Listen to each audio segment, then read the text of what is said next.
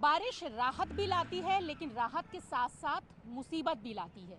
ये जो तस्वीरें हैं आप देख रहे हैं, ये किसी गांव या देहात की नहीं, बल्कि महंगे महंगे अपार्टमेंट्स के बाहर की है, जहां आप देख रहे हैं कि बड़े बड़े तालाब जैसे ये जो गड्ढे हैं वो आपको दिखाई दे रहे होंगे, मिट्टी के ढेर दिखाई दे रहे होंगे और उसमें भरा हुआ बारिश का पानी नज़र आ रहा होगा।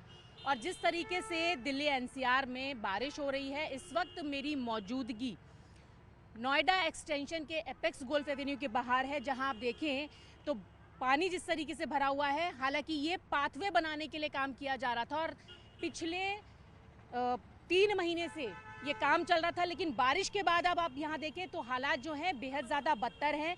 और जिस तरीके से ये महंगे अपार्टमेंट्स हैं, उनके बाहर की तस्वीरें सवाल खड़े करती हैं कि जहाँ सड़कें तालाब बन चुकी हैं। सवाल यह है कि करोड़ों रुपए के मेंटेनेंस और अथॉरिटी के दावों के बावजूद इन जल भराव वाले गड्ढों की जिम्मेदारी किसकी होगी, क्योंकि मॉनसून का सीज़न है और ऐसे में यहाँ पर रहने वाले जो लोग हैं वो कहीं ना कहीं इससे सफ़र हो रहे हैं।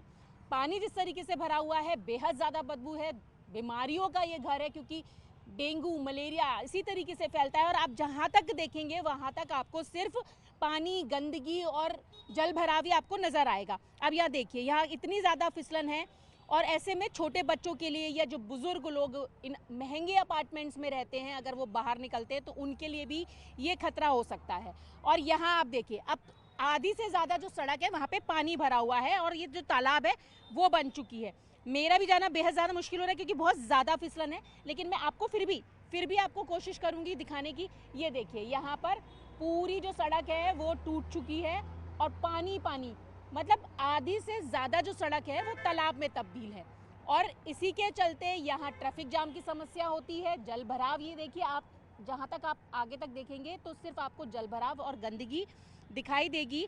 तो ऐसे में सवाल यही है कि इन महंगे अपार्टमेंट्स में जो लोग रहते हैं वो किस तरीके से सफ़र कर रहे हैं और इन सब की जिम्मेदारी किसकी बनती है। क्या अथॉरिटी इसकी जिम्मेदार है क्योंकि ये काम किया जा रहा है तो मॉनसून से पहले से पूरा क्यों नहीं किया गया, या फिर जो आरडब्ल्यू है तो किसकी जवाबदेही है, क्योंकि मेंटेनेंस के नाम पे तो मोटा पैसा लिया जाता है, लेकिन पैसा लेने के बावजूद भी जो फैसिलिटी मिलनी चाहिए, जो सुविधाएं मिलनी चाहिए, वो आप देख सकते हैं कि किस तरीके का हालात है। और ये स्पोर्ट्स सिटी है और नोएडा की स्पोर्ट्स सिटी का हाल आप देख सकते हैं कि स्पोर्ट्स सिटी के नाम पर यहाँ पर आपको सिर्फ गांव की एक तस्वीर दिखाई दे रही है, जहाँ पर पानी पानी, गंदगी। तो क्या ऐसी स्पोर्ट्स सिटी होती है, सवाल ये भी है। और मॉनसून के सीज़न में ये बड़े बड़े गड्ढे जो हैं वो कहीं ना कहीं लोगों के लिए खतरा बनते जा रहे हैं। यही जानने के लिए आज हम बात करेंगे ग्रेटर नोएडा के एपेक्स गोल्फ एवेन्यू में रहने वाले उन लोगों से जो आए दिन इस समस्या से जूझ रहे हैं। बारिश का समय और बारिश के बाद आप देखें कि जल भराव की स्थिति।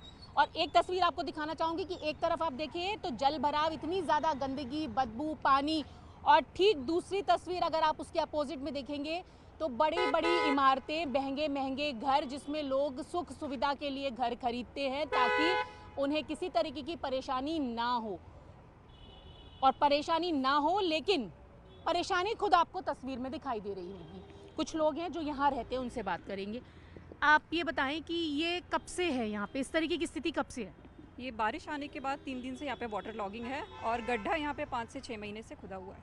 अच्छा, तो ये गड्ढा 5 से 6 महीने से खुदा हुआ है? हाँ जी, सेम प्रॉब्लम है, मतलब गड्ढा खोद के इन लोगों ने छोड़ दिया है, काम हो रहा है बट बहुत ही स्लो प्रोग्रेस है। अच्छा, और अभी बारिश हो गई है, बारिश के बाद मैं देख रही हूँ कि यहाँ तो पूरा तालाब ही जैसा बन गया दोनों तरफ अगर देखेंगे तो। जी, इससे हमें बहुत प्रॉब्लम हो रही है, इवन स्मेल आ रही थी। सुबह हम बच्चों को ड्रॉप करने आते हैं, मेरा बेटा 10th में है, मैं उसको अकेले नहीं छोड़ती हूँ। यहाँ पे मुझे इतने इश्यूज़ होते हैं, वेटिंग एरिया में मुझे प्रॉब्लम है, कोई प्रॉपर डेडिकेटेड एरिया नहीं है। यहाँ पे आने में हम ऐसे क्यूज़ बनाने पड़ते हैं, पूरी कंजेशन हो जाता है मॉर्निंग में। 2 बच्चे हैं, उनको लेके मुझे एक स्ट्रेस रहता है यहाँ पे ऑल द टाइम। यहाँ पे बीमारियों का प्रॉब्लम हो जाता है, मान लीजिए कोई स्लिप हो जाए, गिर जाए, वो एक हमारी एक अलग समस्या है जी। तो इसकी वजह से हमें मतलब बहुत इश्यूज फेस। सेफ्टी सबसे ज़्यादा। Correct, safety is the concern.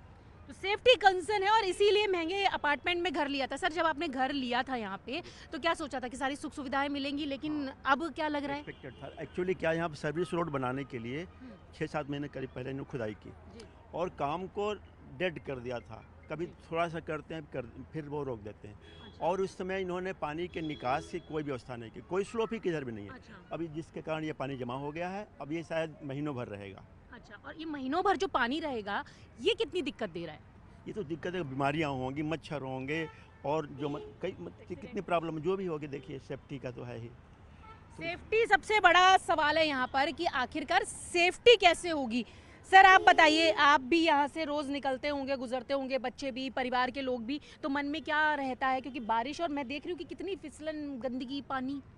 अगर आप यहाँ पे बाकी सोसाइटीज़ में देखें, सबका एक एक गेट बंद हो गया इस वजह से। जी एक तो ये प्रॉब्लम हो गई आपको, क्योंकि सबको एंट्रेंस एग्जिट एक ही गेट से हो गया। दूसरी चीज़ मेरे को तो लगता है कि सारा करप्शन है। वेट कर रहे हैं इलेक्शन से पहले इसको बनाएंगे अच्छा, भाई, अदरवाइज़ आप इसका क्यों वेट कर रहे हैं? जब आपने खोद दिया है सड़क, उसको बना के ख़त्म कीजिए काम। लेकिन अभी तो मॉनसून है तो अभी मानसून है, मानसून में आपने एक तो एक खोद दिया, उसके अलावा सड़क के साथ में और उसको खोद दिया। जी जब आप इसको पूरा नहीं कर सकते, दूसरे को क्यों शुरू कर रहे हैं? जी। आप ये देखिए तो ना कि यहाँ पे वो- सवाल ये है कि पहले यहाँ से खोद दिया गया था और अब उसके बाद इस काम को तो पूरा किया नहीं गया। मैं अपने विजय जैसे कहूंगी कि दूसरी एक तस्वीर आपको दिखाएं कि आप, अच्छा आप उस सड़क की बात करें कि वो भी खोद दिया गया। वो भी दूसरा खोद दिया गया और वहाँ से वो और नैरो हो गया।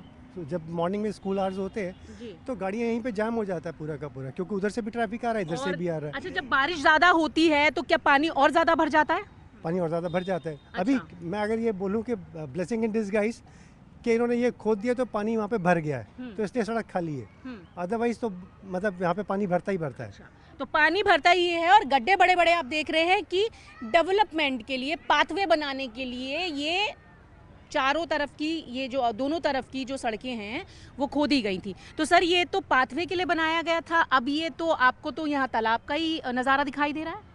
ये एक तो टाइमिंग का बहुत इशू रहता है, मतलब प्लानिंग, प्रॉपर प्लानिंग नहीं है, कभी भी खोद देंगे गड्ढे, कभी भी कुछ भी कर देंगे और कोई टाइमलाइन नहीं होती है। डिफरेंट डिपार्टमेंट्स आपस में क्या चलता है पता नहीं। जी। और जैसा सर ने बताया कि वहाँ वाली सड़क तो कभी वर्किंग थी नहीं वो, अच्छा, तो ये हमेशा ये एक तो एक्सीडेंट का रिस्क रहता है, क्योंकि ये दोनों साइड से गाड़ियाँ इधर से ही निकालना मजबूरी हो जाती है। उसके बाद ये आधी रोड अब खुद चुकी है आधे से ज़्यादा, तो अब वैसे भी यहाँ पर एक्सीडेंट की सिचुएशन बनी हुई है। जी। उसके अलावा ये गेट बंद हो गया है तो यहाँ पर भी आए दिन एक्सीडेंट होते हैं, क्योंकि बहुत पतला पैसेज हो गया है। तो बड़े बड़े गड्ढे हैं और सड़कें जो हैं वो टूटी पड़ी हुई हैं। खतरा सबसे ज़्यादा है कि कहीं एक्सीडेंट ना हो जाए।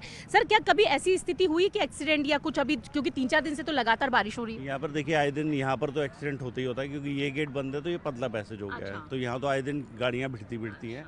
उसके अलावा यहाँ पे बहुत रिस्क रहता है, सामने बच्चे हैं वो रोड क्रॉस करते रहते हैं, तो बहुत केयरफुली निकालना पड़ता है, अदरवाइज यहाँ पे जाम तो लग ही जाता है। तो जाम भी है, पानी भी है, गंदगी भी है और सबसे बड़ा सवाल ये है कि बड़े बड़े गड्ढे जो हैं वो कहीं ना कहीं खतरे का निशान बन रहे हैं। जैसे अथॉरिटी हमको जागरूक करती है कि भी मच्छर, चिकनगुनिया पानी भरेगा तो ये चीज़ होगा, लेकिन अथॉरिटी खुद ही अपना ये काम कर रही है कि पानी भरे और मच्छर इसमें पैदा होंगे। इसका जवाब कौन देगा?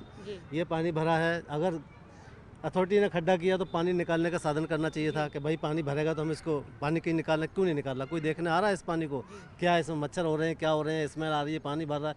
ये रोड अभी लेटेस्ट खोद दिया, अभी ये जब पता है मानसून आ रहा है तो मानसून से पहले करना चाहिए। यार मानसून में कर रहे हो तो पानी का निकालने का साधन कुछ करना चाहिए, तो क्यों नहीं किया?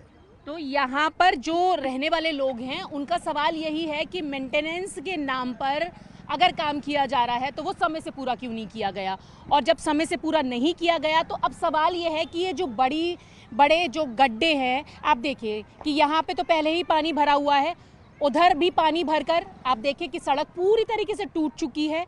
तो कहीं ना कहीं ये बड़े बड़े गड्ढे जहाँ पे जलभराव हो चुका है और ये जो सड़कें हैं वो लोगों के लिए खतरे का निशान बन चुकी हैं, क्योंकि मॉनसून का सीज़न है और ऐसे में इस पूरी रोड पे जलभराव हो जाता है।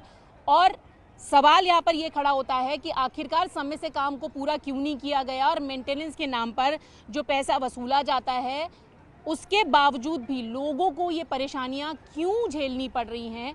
क्या लोगों की ज़िंदगी इतनी ज़्यादा आसान हो गई है या इतनी ज़्यादा ख़राब हो गई है कि उसके लिए अथॉरिटी हो या फिर RW हो वो कोई सोच नहीं रहा? तो ये बड़े बड़े सड़क पे बने हुए गड्ढे और ये जो जल भराव है वो कहीं ना कहीं लोगों के लिए अब खतरे का सवाल बनते जा रहा है।